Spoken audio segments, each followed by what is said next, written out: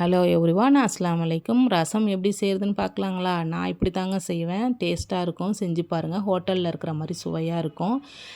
பருப்பை நல்லா வாஷ் பண்ணி எடுத்ததும் அதில் பெருங்காயம், மஞ்சத்தூள், கொஞ்சோண்டு விளக்கெண்ணெய், 4 தக்காளி வேக வச்சு எடுத்துக்கலாம்.